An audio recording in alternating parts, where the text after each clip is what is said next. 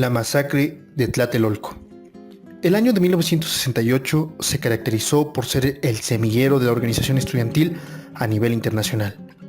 Desde Pekín hasta México, los estudiantes salieron a manifestar su inconformidad con el sistema político y social.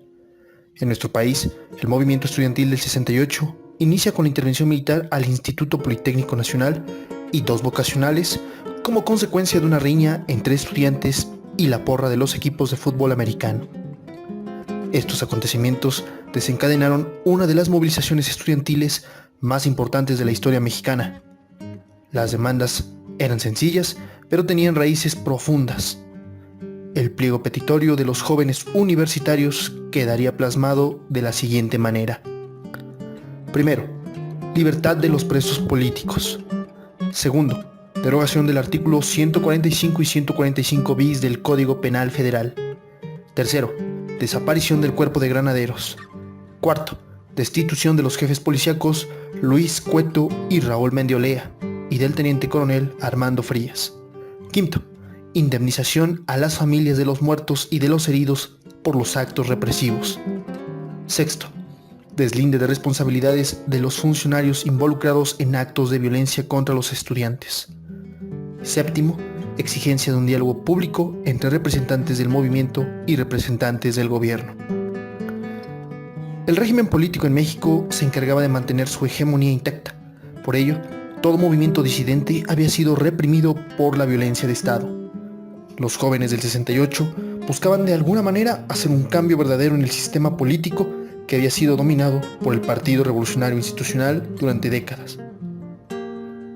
Lo que se originó en la Ciudad de México poco a poco se fue replicando en las universidades más importantes de los diversos estados de la República. Los mítines, los boteos y las marchas se generalizaron. Mientras tanto, el gobierno mexicano encabezado por Gustavo Díaz Ordaz empezó a preocuparse. Un evento masivo de vital importancia para el país se acercaba. Por primera vez en su historia, nuestro país sería la sede de los Juegos Olímpicos. Este factor fue importante para que se diera la represión. No obstante, los gobiernos de esa época se caracterizaron por su talante anticomunista. Tanto Luis Echeverría como Gustavo Díaz Ordaz dieron instrucciones para destruir al movimiento estudiantil de 1968. Un grupo especializado conocido como Batallón Olimpia y el ejército llevaron a cabo un operativo el 2 de octubre de 1968, durante un mitin que se llevaría a cabo en la Plaza de las Tres Culturas en Tlatelolco. Desde antes de que empezara el mitin, policías encubiertos, agentes de la Dirección Federal de Seguridad y el Batallón Olimpia se ubicaron en el edificio Chihuahua y en zonas aledañas. Aunque algunos datos nos indican que semanas antes, agentes del Estado Mayor Presidencial habían alquilado algunas habitaciones en el edificio. Estaba más que claro que el movimiento estudiantil estaba muy vigilado por la inteligencia militar y policíaca.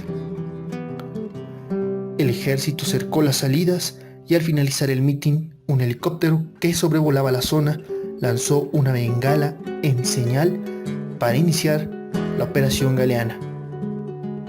De los edificios aledaños a la Plaza de las Tres Culturas, sujetos con ametralladoras comenzaron a disparar a la multitud desde distintas partes, confundiendo a los estudiantes y asistentes de la marcha.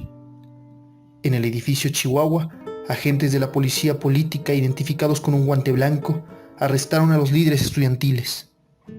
Ese 2 de octubre sería una enorme herida en la historia nacional. Tanto los medios de comunicación como el gobierno guardaron silencio.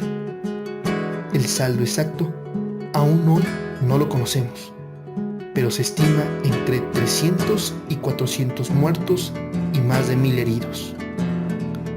El 2 de octubre de 1968 ha quedado como un recuerdo amargo en la historia de las luchas sociales. Sin embargo, sirvió como catalizador para emprender una lucha radical en nuestro país, sobre todo con lo referente a la lucha armada.